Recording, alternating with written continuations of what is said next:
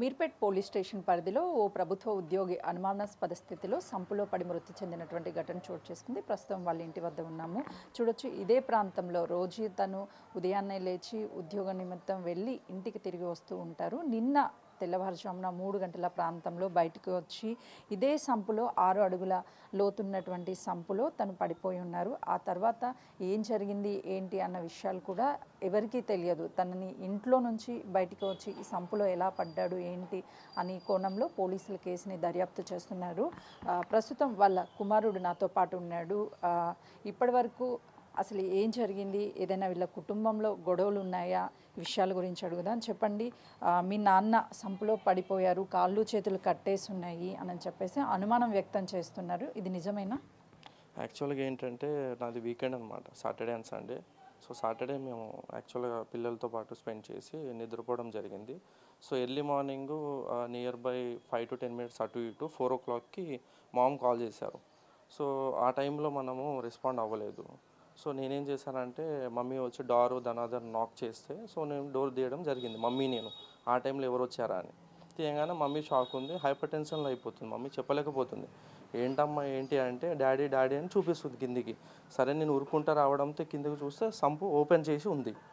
సరే ఓపెన్ చేసి ఉందని చూస్తే దాంట్లో లెగ్స్ కనిపిస్తున్నాయి, ఫాదర్ కనిపిస్తున్నారు. ఇదేంటా ఇలా జరిగింది అనేసరికి వాటర్ ఫుల్గా ఉన్నాయి. సో రోజు ఇలానే ఉంటుంది ఫుల్గా. నేను ఎక్స్పెక్ట్ చేయలేదు అసలు. అప్పుడే కొలాప్స్ అయిపోయాను. ఏంటి డాడీ ఇలా ఏంటి అని. సరే అని చెప్పి నేను మొత్తం ఫ్లాట్గా పడుకొని హ్యాండ్ వెళ్ళి డాడీని పట్టుకొని గుంజుతున్నాను. కానీ నాకు డాడీ ఏంటంటే ఆయిల్ రాసుకుంటారంట డైలీ లెగ్స్కి హ్యాండ్స్కి. సో నాకు గ్రిప్ అనేది లూజ్ అయిపోతుంది, రావడం లేదు. సో నేనేం చేశానంటే మోటార్ పెట్టేసి అవుటర్ వర్డ్స్ వాటర్ వదిలేయడం జరిగింది. కొంచెం అయిపోయాక దూకేశాను నేను. దూకేసి డాడీ అప్పటికే గట్టి పడిపోయి ఉన్నారు. లెగ్స్ అండ్ హ్యాండ్స్ పైకి పుష్ చేస్తుంటే రావడం లేదు, నాకు లేవడం లేదు. సో నేనేం చేశాను, ఇక్కడ మమ్మీ కొలాప్స్ అయి ఉన్నారు. సో మా వైఫ్కి ఏం చెప్పానంటే నువ్వు పట్టు, నేను కింద నుంచి పుష్ చేస్తానని పుష్ చేస్తున్నాను. చేస్తుంటే డాడీకి నాకు దెబ్బలు తగులుతున్నాయి కానీ పైకి రావడం లేదు. హ్యాండ్స్ లెగ్స్ టైట్ ఉన్నాయి కదా, ఆపేస్తున్నాయి. సో ఇలా కాదని చెప్పి ఏదైనా థ్రెడ్ ఇవ్వు, డాడీకి టై చేసేద్దాం, టై చేసి గుంజితే వస్తుంది, అమ్మ నువ్వు కూడా ట్రై చేయంటే అమ్మ అసలు లేవలేకపోతుంది. సో మా వైఫ్ ట్రై చేస్తుంది కానీ ఆ వెయిట్ అనేది రావడం లేదు, గ్రిప్ పోతుంది. సో నేనేం చేశాను, టై చేసి హ్యాండ్కి వేస్తే ఒక హ్యాండ్ స్లిప్ అయ్యి ఒక హ్యాండే వస్తుంది. మళ్ళీ తీసి 2 హ్యాండ్స్కి టై చేస్తే మళ్ళీ రావడం లేదు పైకి. అమ్మ ఇట్లా కాదు, లేట్ అయిపోతుంది, తొందరగా సిపిఆర్ చేయాలి, ఎట్లైనా కాపాడుకోవాలి ఫాదర్ని మళ్ళీ తీసేసి మళ్ళీ లెగ్స్కి హ్యాండ్స్కి కట్టేసి నేను ఇట్లా పుష్ చేస్తున్నా. అప్పుడు దగ్గర వాళ్ళ అంకుల్స్ వాళ్ళందరూ రావడం జరిగింది. మా వైఫ్ ఒక వల్ల అవ్వడం లేదు. సో అంకుల్స్ వచ్చి అంకుల్స్ రండి, ఎట్లయినా ప్లీజ్ ఏమనుకోకండి, మీరు భయపడుతున్నారు, అట్లా వద్దు, ఫస్ట్ బయటకు తీద్దాము, నేను సిపిఆర్ చేసుకోవాలి, హాస్పిటల్ పట్టుకెళ్ళాలని. సో గుంజితే అంకుల్ వేయడం వల్ల హ్యాండ్ పైకి వచ్చారు. రాగానే మృతి చెంది ఉన్నారు. అప్పటికి డాడీ ఏంటంటే బ్రీతింగ్ అనేది లేదు, సెన్స్ లేదు అసలు. బయటికి తీయంగానే సిపిఆర్ స్టార్ట్ చేసేసాను, ఫుల్ ప్రెషర్ పెట్టి ఒత్తడం జరిగింది డాడీకి. అసలు మూమెంట్ లేదు. అంకుల్ హెల్ప్ చేయండి, బండి తీయండి, తీసుకువెళ్దామంటే వాళ్ళేమో లేదమ్మా గట్టిపడిపోయి ఉన్నారు, హాస్పిటల్ తీసుకువెళ్ళినా లాస్ట్ ఛాన్స్ ట్రై చేయాలి, ఏదో ఒకటి చేద్దాం అంకుల్ అని ఫుల్గా సిపిఆర్ చేసేసాను. బాగా ప్రెస్ చేసేస్తున్నా డాడీకి, నోట్లో ఎయిర్ ఇస్తున్నాను, అసలు మూమెంటే లేదు. సరే అని చెప్పి తొందరగా కాల్ చేయండి అంటే 108కి 100కి డయల్ చేశారు. ఇక్కడ ఉంటారు ఒక అతను, వాళ్ళు చేయడంతో ఒక 35 minutesకి ఏమో రక్షకు వచ్చింది. రక్షకు వచ్చిన వాళ్ళు డీటెయిల్స్ తీసుకుంటున్నారు. రక్షకు వచ్చిన ఒక 10 minutesకి అంబులెన్స్ అనేది రావడం జరిగింది. వాళ్ళు ట్రై చేశారు, మనకి పల్స్ దొరకడం లేదు, చాలా కష్టం అంటే కాలు కూడా పట్టుకున్నాను. మీకు మీ డాడీకి ఏమైనా గొడవలు ఉన్నాయా? ఎందుకు అసలు ఎలా చనిపోయారు అనుకుంటున్నాను? నేనేమనుకుంటా అంటే మాకు గొడవలు ఉన్నా కూడా ఫ్యామిలీలో చిన్నవి ఉంటాయి లోపలనే, అంతేగాని వచ్చి అంతా చేసుకునేది అయితే ఎవరికి ఉండదు. ఎందుకంటే నా శాలరీ నాకు ఉంది, నేను వర్కింగ్ ఎంప్లాయీ ఐటీలో, డాడీ కూడా వర్కింగ్ ఎంప్లాయీ, మాకు అప్పులు కూడా ఏమీ లేవు, ఆల్ ఈజ్ వెల్. ఇక మమ్మీతోటి చిన్నప్పటి నుంచి ఉన్న క్లాషెస్ ఉన్నాయి ఫాదర్కి, అవే నైట్ ఏదో సంథింగ్ జరిగిందంట వాళ్ళకి. మరి ఆ క్లాషెస్లో ఏంటి అనేది మా మమ్మీ చెప్పగలుగుతారు. అంటే కొన్ని రోజుల క్రితమే మీ డాడీ నేను ఇంట్లో నుంచి ఇక్కడ నుంచి వెళ్ళిపోతాను, క్వార్టర్స్లో ఉంటాను, నన్ను చంపేసే ప్లాన్ చేశారు అని చెప్పారని కొన్ని ఆరోపణలు వస్తున్నాయి, వాస్తవమేనా? యాక్చువల్గా ఏంటంటే మా మదర్ మీద, నా మీద, వైఫ్ మీద డాడీ అనేది క్లెయిమ్ చేయడం జరిగినప్పుడు మేమేం చేస్తామంటే మా వైఫ్ సైడ్ వాళ్ళని, మా మదర్ సైడ్ వాళ్ళని, డాడీ సైడ్ వాళ్ళని అందరిని పిలిపించి ఎందుకు ఇట్లా జరుగుతుంది, నన్ను వెళ్ళిపోమంటున్నారు ఇంట్లో నుంచి ముగ్గురిని. సో నేను పైన ఫస్ట్ ఫ్లోర్ అండ్ పైన సెకండ్ ఫ్లోర్ నేను కట్టుకున్నాను కన్స్ట్రక్షన్ చేసుకొని. కొన్ని డెప్ట్స్ అనేవి నేను పెండింగ్ క్లియర్ చేసుకుంటున్నాం. ఆల్ ఆఫ్ సడన్ ఇప్పుడు వెళ్ళిపోమంటే కష్టమవుతుంది కదా డాడీ, ఇది దేని గురించి వచ్చింది, ఎందుకు ఆ డెసిజన్ తీసుకుంటున్నారు, వెళ్ళిపోమనడానికి ఊరికే అయిపోదు కదా, ఇవాళ రేపు అసెట్స్ అంటే చాలా కష్టపడాల్సి వస్తుంది. నేను ఎందుకు అంటే డాడీ ఏం చెప్తున్నారంటే లేదు నువ్వు నన్ను ఒక ఎడ్యుకేషన్ పర్పస్ నేను గ్యాప్ తీసుకొని మంచిగా సెటిల్ అవుదాము మంచి శాలరీతో అన్నట్టు నేను ట్రై చేసుకుంటున్నాను. మా సిస్టర్కి హెల్ప్ చేసినారు డాడీ అట్లా చదువుకోవడానికి సెట్ అవ్వడానికి. సో నాకు కూడా హెల్ప్ చేయండి అని నేను ఎప్పటి నుంచో చదువుకుంటున్నాను 2021 నుంచి కోవిడ్ టైం నుంచి. కాకపోతే నేను నైట్ షిఫ్ట్ చేయడం వల్ల నాకు దొరకడం లేదు, సరిగ్గా సమయం దొరకక ప్రిపేర్ అవ్వలేకపోతున్నాను. సో ఫుల్ అండ్ దాని మీద కూర్చొని చదువుకుందాము, సో మీరు నాకు జస్ట్ ఫుడ్ పెడితే చాలు, నాకు ఒక 2-3 మంత్స్ మాకు నేను చూసుకుంటాను ఏమైనా ఉంటే నేను అడగడం జరిగింది. దేవుడు నీకు కాళ్ళు చేతులు ఇచ్చాడు కదా, నీ కాలుతో నువ్వు నిలబడరా, కూతురు కంటే నేను చూసుకుంటాను, ఆబ్వియస్లీ నువ్వు అడగడానికి నీకు లేదు, నేను చూసుకుంటాను అది. సో నువ్వు నన్ను అడగాల్సిన అవసరం లేదు, నువ్వు నన్ను అడుగుతున్నావు కాబట్టి నువ్వు వెళ్ళిపోయి ఇంట్లో నుంచి, నీ బాధ నువ్వు పడడం జరిగింది. సో మమ్మీ మీద ఏంటంటే మమ్మీ మీద క్లెయిమ్ చేస్తున్నారు ఫాదర్, ఇట్లా 2-3 టైమ్స్ ఏదో చేయడం, అది ఫుడ్లో ఏదో కలిపి పెట్టడం జరిగింది అంటే వచ్చిన వాళ్ళందరూ కూడా మందలించారు డాడీని. ఫుడ్లో పెట్టడం జరిగితే మాకు చిన్నప్పటి నుంచి మరి ఎప్పుడు కూడా ఏం చేయలేని వ్యక్తి ఇప్పుడు కొత్తగా ఇప్పటి వరకు ట్రై చేసి ఎందుకు ఫెయిల్ అయింది అని చెప్పడం జరిగింది. డాడీని మందలించడం జరిగింది. నాకు చెప్పారు, పోనీలే వైఫ్ అండ్ హస్బెండ్ కొట్టుకున్నా ఏమైనా ఉన్నా నువ్వు ఇన్వాల్వ్ అవ్వకు, వాళ్ళు చదువుకుంటారులే అంటే, సరే నేను కూడా రాను, మీది మీరు ఉండండి, నాది నేను హ్యాపీగా ఉంటాను అనడం జరిగింది. ఇక మా ఫాదర్కి మమ్మీ క్లాషెస్ వచ్చేసి ఇప్పుడు చిన్నప్పుడే నేను ఫస్ట్ అబ్బాయిని, నేను డెలివరీ అయినప్పుడు డాడీ నేను మా మమ్మీ ఎక్స్పైర్ అయిపోయామని చెప్పి సెకండ్ మ్యారేజ్ చేశారు ఫ్యామిలీ మొత్తం కలిసి. అప్పుడు మమ్మీ నన్ను పట్టుకొని కోర్టుకి వెళ్ళి కోర్టులో ప్రూవ్ చేసుకొని, డాడీ ఉద్యోగం పోయింది 2 ఇయర్స్ హోటల్ పెట్టుకున్నాం, రన్నింగ్ చేశాము. అప్పటి నుంచి డాడీకి ఏంటంటే నేను లవ్ మ్యారేజ్ చేసుకున్న అమ్మాయిని నన్ను ప్రూఫ్ చూపెట్టి మీరు గెలుచుకొని వచ్చారు కాబట్టి అప్పటి నుంచి మమ్మీకి టార్చర్ జరుగుతుంది డాడీ నుంచి. మమ్మీ ఏంటంటే నా కెరియరు మా సిస్టర్ కెరియరు ఆలోచించుకొని ఆయన ఎన్ని కొట్టినా ఎన్ని తిట్టినా చావైనా బతికైనా కట్టుకున్నాము, గెలుచుకొని వచ్చాము కోర్టులో. ఆయన ఎన్నైనా కొట్టని ఏమైనా చేయని ఇక్కడే సాగుదాము, ఇక్కడే బతుకుదాము అన్నట్టు ఉంది. అప్పటి నుంచి ఇలానే నడుస్తూ ఉన్నాయి మా ఫాదర్కి. ప్రతి వీకెండ్ మోస్ట్లీ గొడవ చేస్తూనే ఉంటాడు, మమ్మీని కొడుతూనే ఉంటాడు. నేను మ్యాక్సిమం అవైలబుల్ ఉండను, నైట్ షిఫ్ట్ చేస్తూ ఉంటాను నేను. ఎప్పుడో ఒక 1 మంత్కో 2 మంత్కో మేము ముఖాలు చూసుకుంటాం, ఎందుకంటే డాడీ గవర్నమెంట్ ఎంప్లాయ్. డే టైంలో ఆయన ఉంటాడు, నైట్లో నేను వెళ్ళిపోతాను. ఇంకా క్లాష్ వస్తుంది, కలవడానికి అసలు టైమే దొరకదు. ఇది జరిగిన విషయం. ఫైనల్లీ ఆస్తి కోసము అలాగే మీ డాడీ ప్రభుత్వ ఉద్యోగం కోసమే కావాలని మీరే చంపారు అన్న ఆరోపణలు వస్తున్నాయి. ఏం చెప్తారు, అసలు మీ డాడీనే ఆత్మహత్య చేసుకున్నారు అనుకుంటున్నారు? ఇప్పుడు నేనేంటంటే అండి, నేను ప్రైవేట్లో ఎంప్లాయీని, నాకు వచ్చేసి ఐటీ సెక్టార్లో 1 lakh ప్లస్ చేంజ్ ఉంది నా శాలరీ. నాకు చిన్న చిన్న పిల్లలు ఉన్నారు, I'm happy with my salary.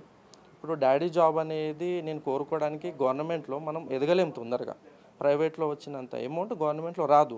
మా డాడీకి ఏంటంటే గవర్నమెంట్ అంటే పిచ్చి, ఆయనకు ఉంది. సో నాకు ప్రైవేట్ జాబ్ ఇష్టం. నాకేంటంటే కొంచెం అమౌంట్ ఎక్కువ వస్తే పిల్లల్ని సెటిల్ చేయొచ్చు, మనం ఎక్కువ చదువులు చదివించవచ్చు, బ్యాకప్ ఎక్కువ మనీ పెట్టుకోవచ్చు, ఒక లైఫ్ స్టైల్ అనేది మంచిగా లీడ్ చేయొచ్చు అనే ఆలోచన నాకుంది. ఈ అసెట్స్ గురించి అంటే అంటారా, మాకున్న అసెట్స్ ఏమీ లేవు. ఇది ఒక ఇల్లే ఉంది, ఇంకొక ఫ్లాట్ ఉంది, దాని మీద లోన్ ఉంది, దీని మీద లోన్ ఉంది, దీని మీద కూడా మా ఇద్దరు నేమ్స్ ఉన్నాయి. ఒకవేళ డాడీ కట్టలేని పరిస్థితుల్లో నేను పే చేసుకోవాలని, ఆ ప్రకారంగానే నేను first floor second floor construction చేసుకోవడం అనేది జరిగింది మేడం. ఇది జరిగింది. ఎలా చనిపోయారు అనుకుంటున్నారు? తనే ఆత్మహత్య చేసుకున్నారు అనుకుంటున్నారా? నేనేంటంటే ఇప్పుడు ఆత్మహత్య చేసుకునే అంత మాకు మనీ బర్డెన్స్ కానీ ఎవరి నుంచి అయినా శత్రుత్వాలు కానీ మాకు అలాంటివి అయితే ఏమీ లేవు. ఆయన ఏంటంటే మరి ఆ నైట్లో వచ్చి ఏ టైంలో వచ్చారో తెలీదు, వాళ్ళకి క్లాషెస్ అయిన తర్వాత వచ్చి డాడీ మరి దాంట్లో ఏమైనా మూమెంట్ అయ్యి వాటర్ గురించి ఏమైనా తొంగి చూస్తూ డాడీ ఏంటంటే ఆయిల్ రాపించుకున్నాడంట మామ్తోటి లెగ్స్కి హ్యాండ్స్కి. నేను గుంజేటప్పుడే నాకు స్లిప్పరీగా ఉంది, ఏంటి ఇట్లా ఉంది అని చూసి స్మెల్ వస్తుంది, ఆమ్దం టైపు. సో ఆ స్లిప్ అయిపోయామన్నా బై మిస్టేక్ పడిపోయాడా అంటే తలకి దెబ్బ తాకింది అట్లా జరిగిందా అని అనుకుంటున్నాను నేను అయితే. ప్రస్తుతం చూస్తున్నాం కదా, ప్రభుత్వ ఉద్యోగి అయినటువంటి శ్రీనివాసరావు ఈ సంపులో పడిపోవడం వెనుక అనుమానాలు వ్యక్తమవుతున్నాయి. ఒకవైపు ప్రభుత్వ ఉద్యోగం కోసం కొడుకే చేశారు అన్న ఆరోపణలు వస్తున్నప్పటికీ తను మాత్రము ఉదయాన్నే తను రాత్రి బాడీ మొత్తానికి కూడా ఆయిల్ రాయించుకున్నారు. బయటకు వచ్చినటువంటి సమయంలోనే స్కిడ్ అయ్యి ఏమైనా లోపల పడి ఉంటాడు, తీసేటువంటి సమయంలో బయటికి రాకపోవడంతో మేమే తాళ్ళు కట్టి పైకి గుంజాము, తనని ఎలా అయినా కాపాడుకోవాలని ప్రయత్నం చేశామని తన కుమారుడు చెప్తున్నాడు. పోలీసులు కేసు నమోదు చేసుకొని ప్రస్తుతం ఇన్వెస్టిగేషన్ చేస్తున్నారు. డెడ్ బాడీ మార్చరీలో ఉంది. మరికొద్ది సేపట్లోనే పోస్టుమార్టం అనంతరం కూడా తన సొంత ఇంటికి డెడ్ బాడీని తరలించనున్నారు. చెప్పండి అమ్మా, అసలు ఏం జరిగింది? నమస్కారం అండి.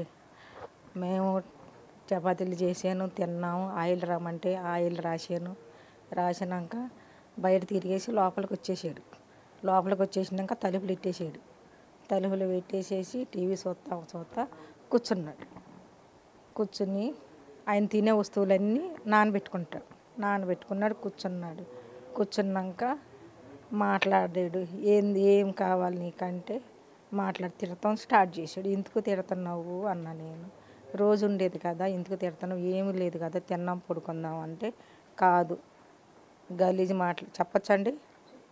కొద్దిదానివి ఆ దగ్గర పడుకుంటావు, వీడి దగ్గర పడుకుంటావు, వరుస వాయిలు ఉండవు అని చెప్తున్నాడు. ఎందుకు అట్లా మాట్లాడుతున్నావు, రెచ్చగొట్టొద్దండి, నాకు బీపీ ఉంది, మాట్లాడొద్దండి అంటే అసలు వింటలేదు. ఓ తిడతానే ఉంటేనే అక్కడ కూర్చోబెట్టేసేసి నాకు. అంటే పెళ్ళి ఎన్ని సంవత్సరాలు అవుతుందమ్మా? మొదటి నుంచి గొడవలు ఉన్నాయా మీ మధ్య? ఉండయండి, చెప్పమంటే నేను చెప్పుకుంటా వస్తానండి. ఫస్ట్ 93లో పెళ్ళయింది, మార్చి నెల 11వ తారీఖున. అయినాక మా బాబు పుట్టాడు 94లో. పుట్టినాక మా మావయ్య గారు కడుపుతూ ఉండగానే పుట్టింట్లో దించేసారు నన్ను. దించేసినాక తర్వాత ఏం జరిగిందంటే ఇక రాటల నా దగ్గరికి కాళ్ళు 4 సంవత్సరాలు చూసాం. చూస్తే రాలేదని చెప్పేసి ఎంక్వైరీ చేసాం. మేము కూడా ఒకసారి హైదరాబాద్ వచ్చాను, నేను ఆయన ఉండే చోటకి వచ్చాను. వచ్చినాక నేను వస్తా తర్వాత అన్నారు, రాలా. మళ్ళీ చూస్తే పెళ్లి చేసేసుకున్నారు.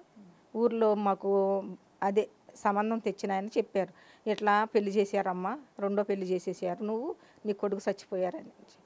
అదేంట్లో అట్లా నేను చెప్పేసి ఇక నేను బందర్లో మచిలీపట్నంలో కేసు పెట్టుకుంటే ఎంక్వైరీ చేశారు. పోలీసులు వచ్చారు, భార్య భర్తలు ఉన్నప్పుడే పట్టుకున్నారు. వాళ్ళిద్దరిని పట్టుకుని తీసుకొచ్చి ఆ కేసు మీద 3-4 సంవత్సరాలు నడిచింది. ఆ 4 సంవత్సరాల్లో మా పాప పుట్టింది. మరి అట్లా కేసు గెలిచి వచ్చానండి. కేసు గెలిచి వచ్చిన కాడి నుంచి నరకమే ఇక నాకు జీవితాంతం. ఎందుకు అసలు మిమ్మల్ని వద్దు అనుకొని ఎందుకు రెండో పెళ్లి చేసుకున్నారు?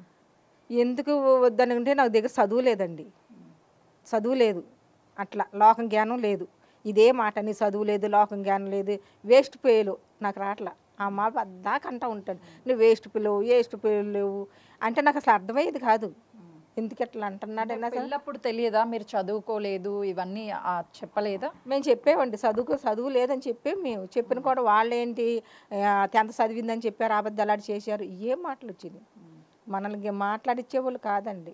అంటే తను వేరే క్వార్టర్స్కి వెళ్ళిపోతాను, నా భార్య నా పిల్లలు నన్ను చంపేస్తాడు నా కొడుకు అని చెప్పి కొన్ని రోజుల క్రితమే ఈ కాలనీలో వేరే వాళ్ళకు కూడా చెప్పారు అంటున్నారు. మీరేమన్నా గతంలో తన మీద దాడి చేశారా? నేనేం దాడి చేయలేదండి. నేను ఒక్క మాట అండి, పిల్లకి డెలివరీ అవుతాయి ఏప్రిల్ నెల మార్చి నెల ఈ నెలలో 12 కల్లా ఇక్కడి నుంచి వెళ్ళిపోయాం.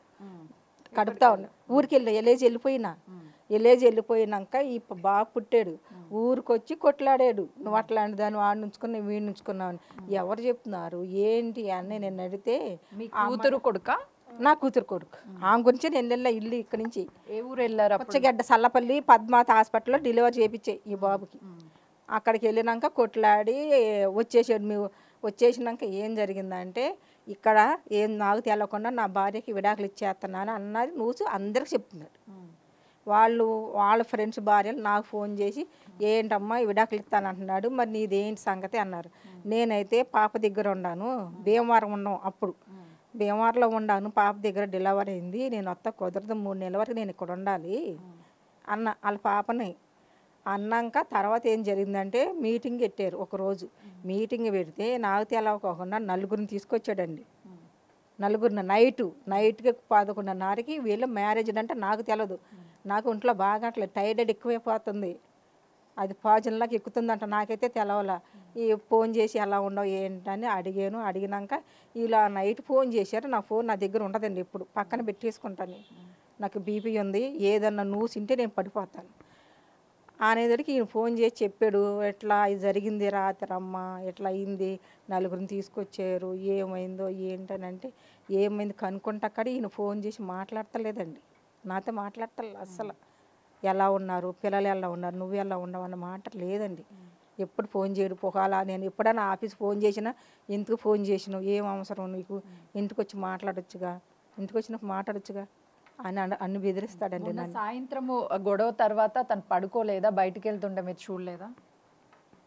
ఇక్కడ కూర్చున్నాడండి, కూర్చుని ఏం చేశాడు, కాళ్ళకి చేతులకి అయితే ఇట్లా పట్టుకుని కాళ్ళకి ఈ నోటితోనే అట్లా కట్టుకున్నాడు, కాళ్ళు కట్టుకుని ఇట్లా కూర్చోబెట్టి నన్ను ఏమంటున్నాడు అంటే శివ, నేను బాగా అరుస్తా, నా భార్య చచ్చిపోతుంది బాగా అరుస్తున్నాడు, నా భార్య చంపేస్తుంది, కాళ్ళు తాళ్ళు కట్టి చంపేస్తుంది అంటున్నాడు. ఎందుకు అట్లా మాట్లాడుతున్నావు, ఎందుకు అట్లా పిచ్చిగా చేస్తున్నావు, ఎట్లా పట్టుకుని ఇట్లా ఇట్లా ఒకటి తీసుకుంటున్నాడు ఆయన ఇట్లా ఉండే కదా ఇట్లా ఇట్లా ఇట్లా ఇట్లా అది తాళ్ళు కూడా లూజ్గానే కట్టుకున్నాడండి. ఆందం రాయమంటే ఆందం నేను రాయమన్నప్పుడు రాసే. అసలు ఏం జరిగిందో తెలియదు కానీ ఒక పిచ్చి పిచ్చిగా రాసుకొని ఇట్లా పొల్లు నూరుకుంటా నువ్వన్న సావాలి నేనన్న సావాలి. సరేనండి 32 సంవత్సరాల నుంచి నరకం చూపించావు చంపేసావు వాళ్ళ ఇక అంటున్నావు కదా చంపేసామని నేను అట్టాగే కూర్చున్నాక బీపీ ఎక్కువైపోయి నరాలు తెగిపోతాయి ఇక నాయి. ఎట్లా కాదని చెప్పి ఒక్కడే టాబ్లెట్ ఉంటే తీసుకుని అది మంచం మీద పడుకున్నాను. ఆయన ఇక్కడే ఉన్నాడు. వాడు తీసుకున్నాడు. ఏమైంది నేనే చూడలేదండి. ఇల్లు పడుకున్నాక బీపీ టాబ్లెట్ తీసుకుంటే లేగలేను. దురదకడ వచ్చేసింది ఎక్కువ టైర్డ్కి. పడుకున్నాక చూస్తే 4 గంటలకు మెలకం వచ్చింది. 4 అయిందో ఎంతైనా టైం చూడలేను. లేతే బాత్రూమ్ కాడ తలుపులు ఆ తలుపు తీసింది ఈ తలుపు తీసింది. బయట లైట్లు వేసేది. ఎప్పుడు వెళ్ళండి ఏంటి ఎట్లా జరిగిందని చెప్పి నేను బాత్రూమ్ చూసి ఇదంతా చూసుకుంటా వచ్చేవాడికి అసలు దాంట్లో ఎట్లా ఉన్నట్టు తెలియదు. అంటే అందులో ఉన్నప్పుడు ఆయన చేతికి కాళ్ళకి తాడులు ఉన్నాయి? ఏమి లేవండి, ఏమీ లేవు. కాళ్ళకి చేతులు తాళ్ళు అన్నవి లేవు, ఏమి లేవు. ఇక్కడే పడేసుకున్నాడు. అయ్యగారు పోలీసులు ఎత్తుకుపోయినట్టున్నారు. అసలు ఏం జరిగిందో తెలియదు నాకైతే. సీసీ కెమెరాలు ఉన్నాయా? బయట రోడ్డు మీద ఉండయి. ఇక్కడ ఇంటికి పెట్టమని చెప్పానండి, పెట్టలేదండి. పెట్టమని కూడా చెప్పాను నేను కూడా. అదండి జరిగింది విషయం. నేను వీళ్ళు ఫోన్ చేశాను. కంగారు ఫోన్ చేసి వీళ్ళు లేపల ఇక ఆదరవేదర తలుపులు 5 సార్లు కొడితే కానీ బయటకు వచ్చారు. ఏమైందంటే వస్తున్నటువంటి ఆరోపణలు ఏంది అని అంటే భార్య గతంలో కూడా నన్ను చంపాలని ప్లాన్ చేసింది, నేను ఇక్కడ నుంచి వెళ్ళిపోతానని ఆయన చెప్పాడు. దాంతోపాటు ఆస్తి కోసమే కొడుకు తల్లి కలిసి ఆయన్ని చంపేశారని చెప్తున్నారు. ఏం చెప్తారు? ఆస్తి అండి ఇదొక ఇల్లును ఎక్కడ ఒక ప్లాట్ ఉందండి. అదంతే. నేను ఆస్తి గురించి ఆశపడలేదు. నా జీవితం నాశనం అయిపోయింది. నా పిల్లల జీవితం అన్నా బాగుంటుందేమో నేను ఉండాలి కానీ ఆస్తి వద్దండి నాకు. అసలు ఆస్తి ఏముందండి, ఇది ఒకటే ఉండదు నాకన్నది. నాకు ఇల్లు ఇవ్వలేదండి, ఇంట్లో ఒక భారీ స్థానం ఇవ్వలేదండి నాకు.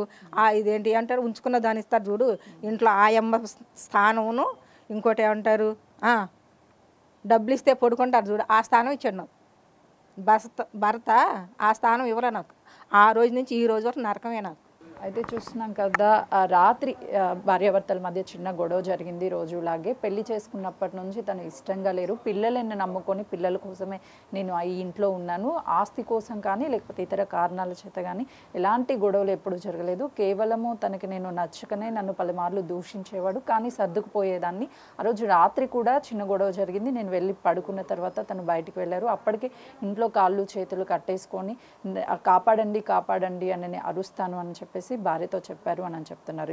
ఈ కేసుని పోలీసులు కేసు నమోదు చేసుకొని ఇన్వెస్టిగేషన్ చేస్తున్నారు. ప్రస్తుతానికి బాడీ కూడా మరికొద్దిసేపట్లో ఇంటికి తరలించనున్నారు. కెమెరామెన్ పవన్తో సుజాత, హైదరాబాద్.